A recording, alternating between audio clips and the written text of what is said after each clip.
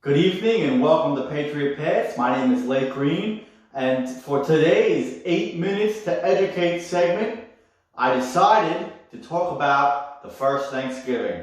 Yeah, it's the night before Thanksgiving, the eve before, and I made a video a couple days ago on Washington's retreat in the initial 8 Minutes to Educate segment, but I decided this week to make two because of the holiday, and I felt like this was very relevant to, obviously the holiday, relevant to the times. And I think that there's been a debate, especially amongst the youth and, in American politics as of late, which is what really was the meaning of the first Thanksgiving. What was it? So I wanted to talk about that today in our 8 Minutes to Educate segment. So the first Thanksgiving occurred in 1620. November of 1620, or 1621 actually, and it was conducted by Indians, natives of New England, the Massachusetts Bay Colony, and Pilgrims. So the Pilgrims were the original settlers, the initial settlers of the Massachusetts Bay Colony, settling Plymouth in 1620, but basically, to determine what the Pilgrims really were, you have to go back to England. So in England, at the turn of the century, so 1590s, early 1600s, the Pilgrims were English Separatists. So they were separatists, meaning that they did not believe that they should be part of the Church of England. They did not want to become part of the Anglican Church, and they believed that worship should be not centralized. So there should be no central authority, like a pope or the head of the Church of England. Shouldn't be a centralized clergy or a centralized, denomination. And they believe that worship should be in democratic congregations. So congregation, they should be decentralized, congregation to congregation, and they should be democratically run, meaning every member had a say, or most members, and they had, a democratic system. So obviously this is before the Enlightenment era, before Hogg, before Locke, but really early democratic sentiments here. And basically, obviously at that time, there was no religious tolerance in England. If you weren't an Anglican, you were kind of screwed. So they decided to eventually, after the first couple of years of the 1600s, to flee because of their persecution. So they left England in 1607, and between 1607 and 8, and went to the Dutch Republic, or the Netherlands, which was a very tolerant republic at the time. Once again, kind of cool because here it is. They want a democratic ideal in their church, in their organization, and they're going to the Dutch Republic, a place, one of the first constitutional successful states in world history. Unless you want to go back to Rome and Greece, but they weren't really constitutional states. They were just early forms of democracy. So basically, what happened was after about 10 years, a decade, they kind of got tired of living in the Netherlands, and they left, and they went to what is now modern day New England. And they went there basically because what happened is they were tired of living in the Netherlands, and they got a grant from the English crown to settle a colony north of the existing Virginia colony. Obviously, Jamestown was about, Jamestown was about 13 years old at the time.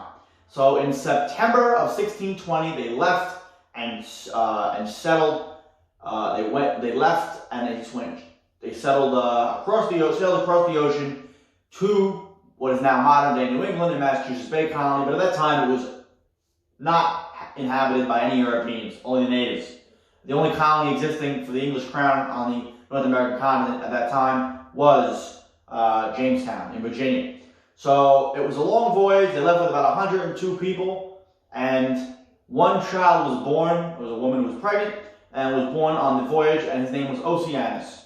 They named him Oceanus, Oceanus.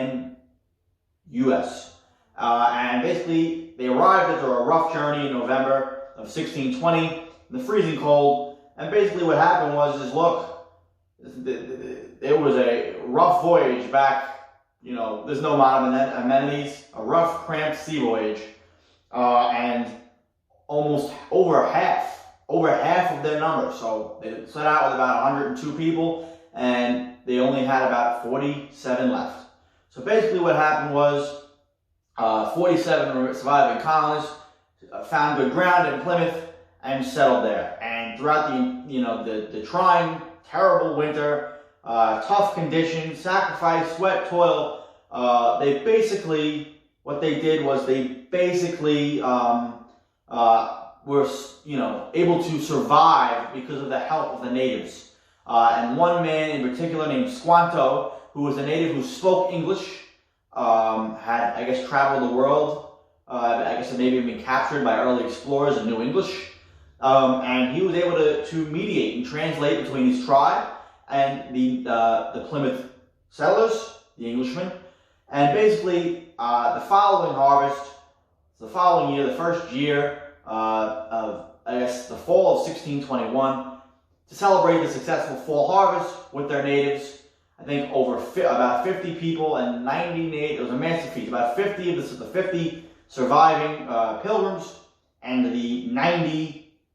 about 90 natives gathered to have a fall harvest festival to celebrate the harvest, their alliance, and basically their continued existence, and to give thanks to God. That's why they called it Thanksgiving, because they were thanking God that, number one, they had a place where they could worship freely without persecution, and number two, they were successful, I guess, with a great loss of life in establishing a new settlement, a new colony in the New World.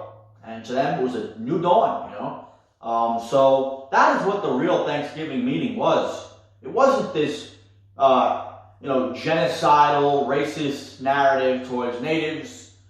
Although things did not go well, obviously the natives were poorly treated.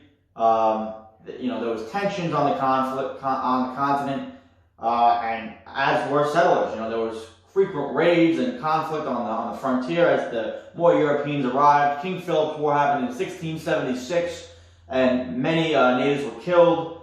But at the same time, many English settlers on the frontier were killed, and many English people in general were killed by native raids.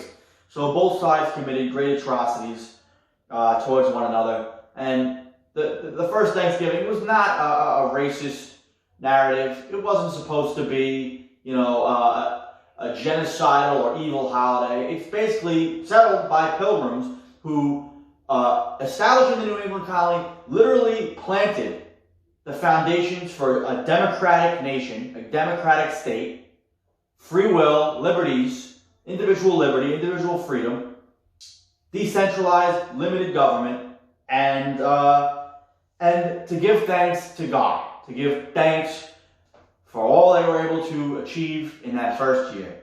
So when you're on Thanksgiving, I want you to remember, the holidays changed over the years. The presidents, Lincoln made it an official holiday, was the first one to actually make it official, but it was always observed, and presidents had discretion before him. But I want you to remember this.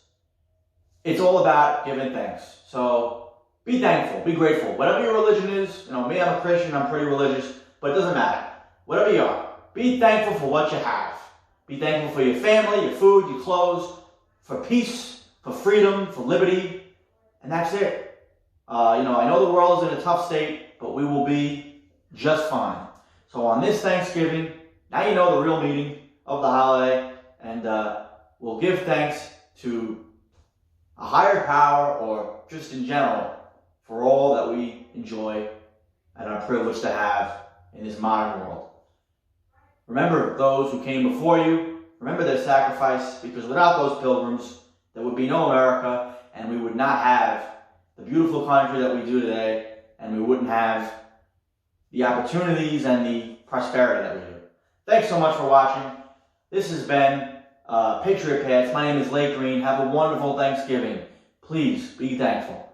Rate, comment, subscribe, and I'll see you next time on Patriot Paths.